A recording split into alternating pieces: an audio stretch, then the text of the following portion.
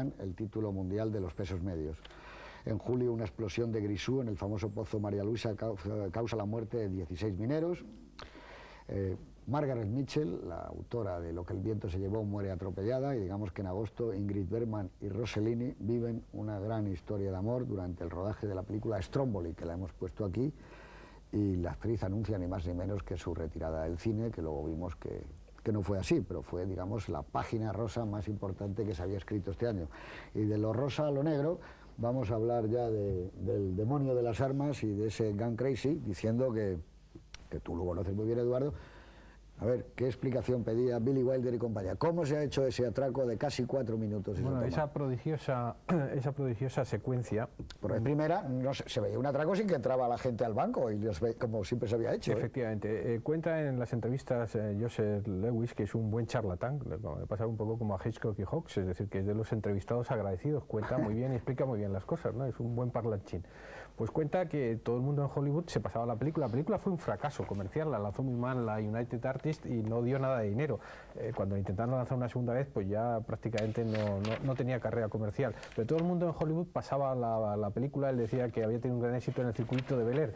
Todos se pasaban en sus casas de proyección, habitaciones de proyección privada, etcétera, la película, y todo el mundo se preguntaba cuántas transparencias y cuántas cámaras había utilizado para rodar la película, porque nadie se imaginaba que estaba tomada en una sola toma desde el interior de un coche. Bueno, puro neorrealismo, porque hay que decir también dos cosas que me gustaría decir, y ahora explicas tú mucho mejor cómo se rodó esta secuencia, lo explicas y lo sabes mucho mejor que yo. Yo quería, estamos hablando de la secuencia del atraco de Hampton, a puntuar dos cosas. Uno, se habla mucho del neorrealismo, pero el cine negro americano es mucho más neorrealista que mucho del cine neorrealista. Se ha utilizado esas calles rodadas en documental, sobre todo, como apuntaba por razones presupuestarias Juan Cobos, en la serie B, en la que se tenía una enorme libertad. Pero de esa secuencia lo que a mí me gusta llamar la atención es que el guión de Dalton Trumbo parte de un material que había escrito un estupendo escritor y novelista que es McKinley Cantor, aunque parece ser que era un guión enormemente extenso y tuvo que meter las tijeras. McKinley Cantor intentaba contar cosas de su medio oeste en el que había vivido y que están, porque es una película muy urbana pero también muy rural, que tiene reminiscencias de western la película, pero a lo que iba, eran 4 páginas de guión con 11 tomas distintas, y él lo resuelve sin entrar dentro del banco que estaba previsto en el guión, narrándolo todo desde fuera. Ya quisiera Tarantino, dicho sea pasado, haber rodado una secuencia como esta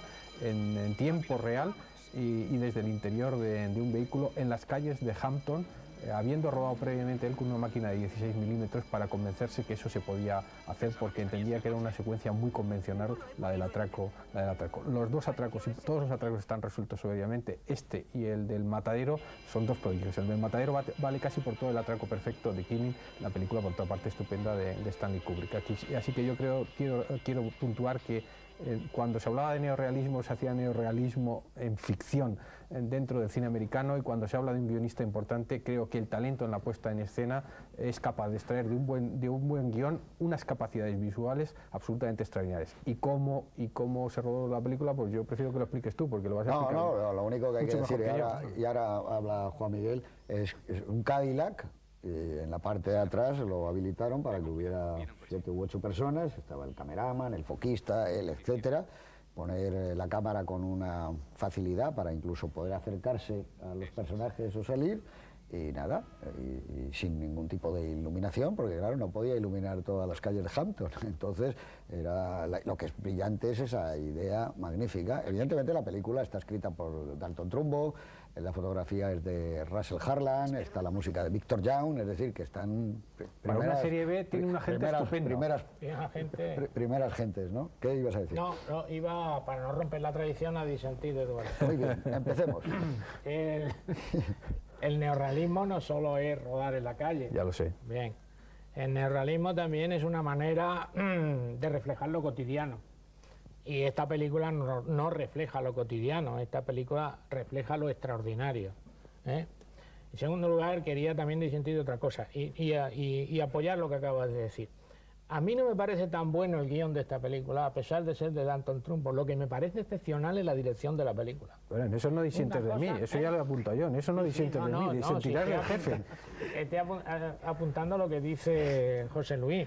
Yo creo que lo que impresiona en esta película son las imágenes, no lo que está pasando en las imágenes. Incluso vista ahora impresiona menos, porque hemos visto películas muy fuertes. Ahora los efectos especiales son de una brutalidad enorme. Es decir, el espectador está acostumbrado. Sin embargo, a lo que no está acostumbrado es a la belleza de ese pulso cinematográfico, a lo que estabais contando de cómo se puede resolver un atraco en un solo plano. Entonces yo creo que eso lo ha dicho Juan Cobos antes, y tú lo has dicho también, que esta película es, como tú has dicho, de Lewis. Yo creo que esta película es la reina de la serie B. ¿Por qué?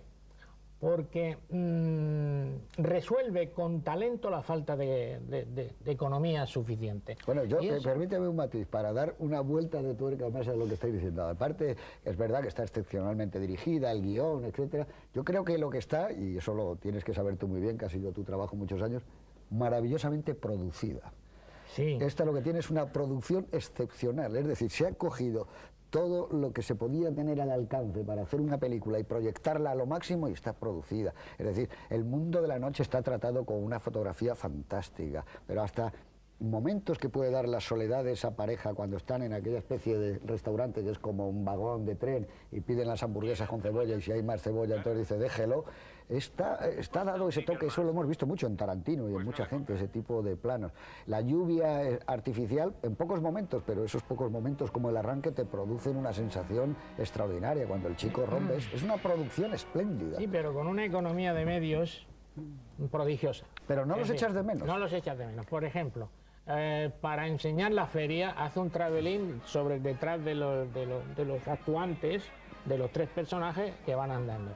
Para una secuencia de paso prácticamente como es la de la oficina del sheriff, que es una porquería de ambientación, sin embargo hace un letrero que se refleja en la pared donde pone que es la oficina del sheriff. Es decir, está sacando con talento y de cualquier cosa unas imágenes muy fuertes. Bueno, tú has tocado lo de la feria, la secuencia de la feria, que es maravillosa, ya cuando entran y viene el desafío con las cerillas, es un duelo sexual asombroso, hay una sexualidad en esa secuencia impresionante. ¿Cómo se miran ellos dos? Porque es que él todo el tiempo está jugando con dos cosas que le interesan mucho, la acción y la emoción.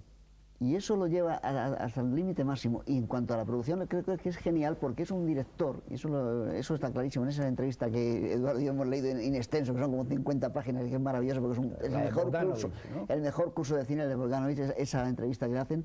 Este hombre explica que a él no le hacen falta grandes medios. Es decir, que cuando estaba en la metro, se aburría porque en la metro le querían poner siempre más cosas de las que él pedía. Y entonces los planos los hace justamente con lo que necesita. Y necesita poco. Juan Miguel dice muy bien, lo de la feria está dado, eso está hecho en estudio clarísimamente, pero está dado con una economía maravillosa. Hay otra feria genial en ese sentido, que es la de Extraños en un tren de Hitchcock, pero como allí va a jugar con muchas otras cosas, la tiene que describir más. Aquí él necesita muy poco. La Amanecer de Murnau. Claro, ya, pero aquí necesita muy poco. Él necesita que se produzca un encuentro, y ese encuentro lo da enseguida. Sí, y con poca gente, además. Sí, él utiliza, claro, también utiliza, y eso lo sabe José Luis mejor que yo, como una economía de lenguaje. Sí, claro, no solamente una economía de medios, sino de una manera muy sencilla expone las cosas. Sí. Tú has dicho una secuencia que a mí me parece también estupenda, que es la del arco con las cerillas. Utiliza un solo plano y utiliza la cámara que va hacia allá y la cámara que vuelve y da una sensación de veracidad, de realismo, porque dices, ¿cómo está hecho esto que las cerillas se están encendiendo? Y sin embargo hay una economía cinematográfica. Es decir, es un solo plano para... De todas formas, lo que hay que decir es que esta película, los hermanos King, que son los productores de esta película, intentaron montarla como una serie A. Ellos querían dar el salto hacia una producción importante y el presupuesto, $500.000, ya excede con bastante del presupuesto que tenían las series B, sobre todo las películas que había hecho en Republic, Luis, que eran western muy baratos, de 6 o 7 días. Un plan de rodaje de 30 días es un plan de rodaje casi como el que tenía John John Ford en los westerns que rodó también para Republic, es decir, que ya tiene un cierto presupuesto. Pensaron en Gregory Peck y en Dana Andrews, piénsense qué diferentes con respecto a estos personajes. Incluso montar la película con Farley Granger y Susan Hayward, y cuando no funcionó así es entonces cuando se fueron. Pero tienen a un fotógrafo maravilloso, que es Russell Harlan, que acaba de hacer